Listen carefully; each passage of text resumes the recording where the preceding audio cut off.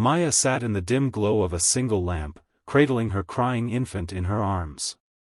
The walls of her tiny apartment felt like they were closing in, echoing with the soft, helpless wails of her baby. She had checked the kitchen 3 times, hoping somehow the formula can she had emptied an hour ago had magically refilled. It hadn't. Her heart pounded with panic as she checked her bank app, $0.00. Rent was due in a week, and there was no food left, no family nearby, no one she could turn to. Her fingers trembled as she opened her phone and typed a message to a local community help group she had heard about. Her voice, raw with desperation, came through the text, "Hi. I don't know if you can help, but I need $20 to buy formula for my baby. I'm sorry for bothering you." She hit send with a heavy sigh, wiping tears off her cheeks as her baby whimpered in hunger. She didn't notice that the contact she selected wasn't the community group. It was a number saved by mistake weeks ago when she had applied for dozens of jobs online. That number belonged to James Carter, a powerful CEO of a Fortune 500 company. Miles away, in a penthouse office surrounded by glass and city lights, James received the message. At first, he was puzzled. It was clearly not meant for him. But something in the simplicity and pain of the words stopped him from deleting it. "I need $20 to buy formula for my baby." It repeated in his mind. He read it again. This wasn't a scam. It was a cry for help. And though he didn't know it yet, this mistaken message was about to change both their lives forever. Morning sunlight poured through the towering windows of James Carter's corner office, casting golden reflections across polished marble floors and sleek furniture. The CEO of a billion-dollar tech empire was preparing for a high-stakes board meeting, flipping through financial forecasts and growth reports when his phone buzzed. Amid the stream of professional emails and investor messages, one notification stood out, short, desperate, and clearly misplaced. "I need $20 to buy formula for my baby. I'm sorry for bothering you." His assistant glanced over and scoffed, "Spam, probably. Should I block the number?" But James paused. There was something painfully human in that message. Not the usual phishing trick, not a scam asking for thousands, just $20. His thumb hovered, then tapped. "Who is this? Are you okay?"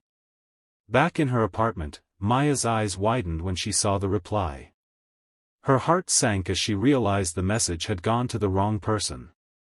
Frantic and embarrassed, she typed, "I'm so sorry. I sent that by mistake. Please ignore it. I didn't mean to disturb you." James read her response, and instead of annoyance, he felt a strange pull. In his world of mergers and stock options, people didn't ask for help like this, especially not for something so small, yet so urgent. He stared at the message, the weight of it settling in his chest. Why would someone be in such dire need for just $20? He asked his assistant to postpone the meeting for 5 minutes. That message had cracked through the walls of his corporate routine. What started as an accidental text had sparked something in him he hadn't felt in years, compassion. And he needed to know more. James stared at his phone, still unsettled by Maya's apology. He could have easily ignored her, but something inside him wouldn't let it go. With a few quick taps, he sent a message, "Would you be okay with a quick call? I just want to understand." Maya hesitated. Her heart pounded. She didn't know who he really was, only that he sounded kind. After a moment, she replied, "Okay." The phone rang. She answered softly, trying to hush her baby in the background.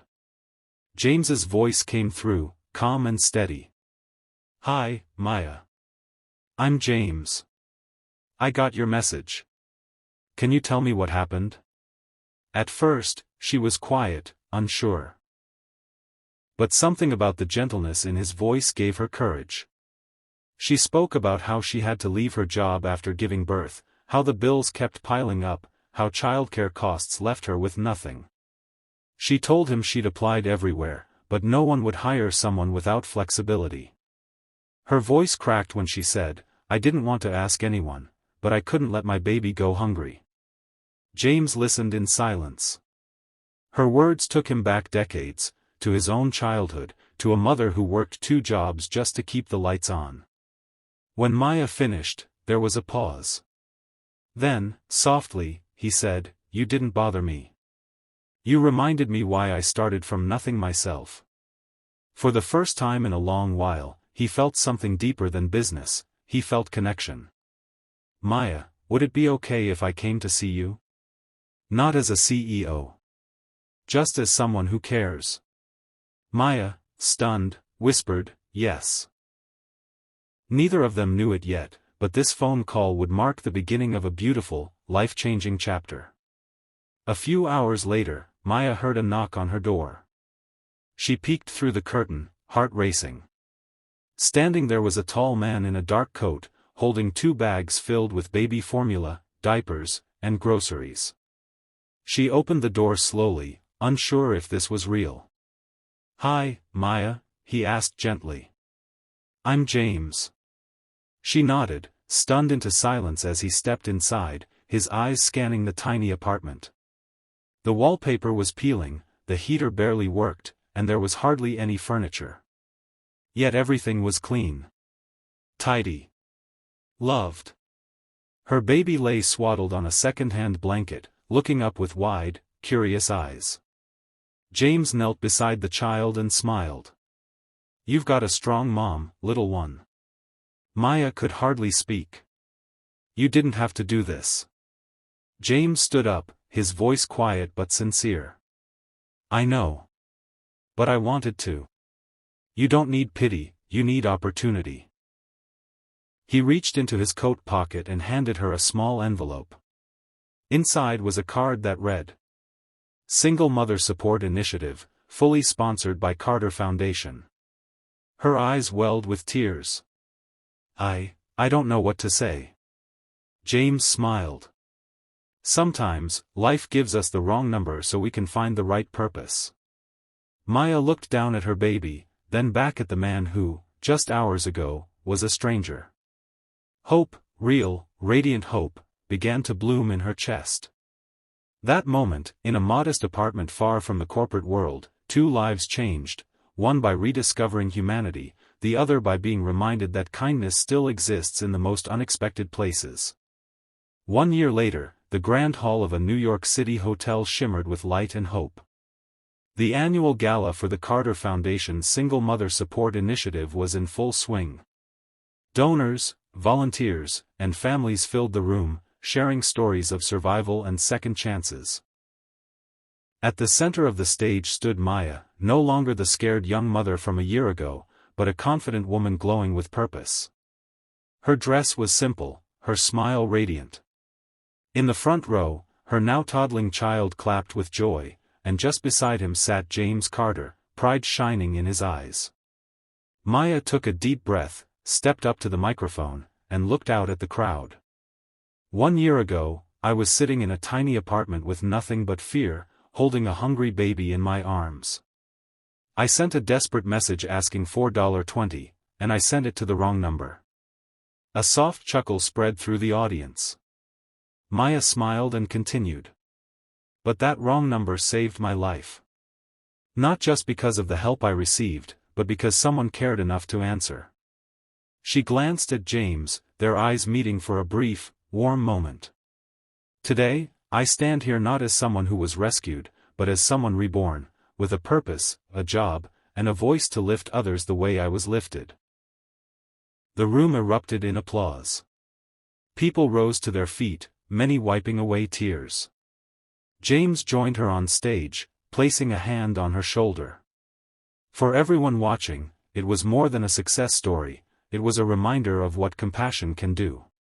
In that room, full of light, applause, and new beginnings, it was clear, one act of kindness had created a ripple that would change lives for years to come. This story began with a simple, desperate mistake, a mother's plea for help sent to the wrong number. But what followed was nothing short of extraordinary. Maya's accidental message reached not just a CEO, but a man who remembered his own humble beginnings. Instead of ignoring it, James chose to listen. In a world often too busy to care, that small act of compassion lit a spark that transformed 2 lives. Through a single conversation, a shared moment of humanity, and the courage to care, Maya found not just help, but hope, dignity, and a path forward. And James rediscovered a truth too often forgotten in boardrooms and balance sheets, that true success lies not in wealth, but in the lives we touch. A wrong number became a lifeline. A stranger became a friend. And a moment of kindness became a movement. Because sometimes, it only takes one person to believe in you, one answer, one gesture, to change everything.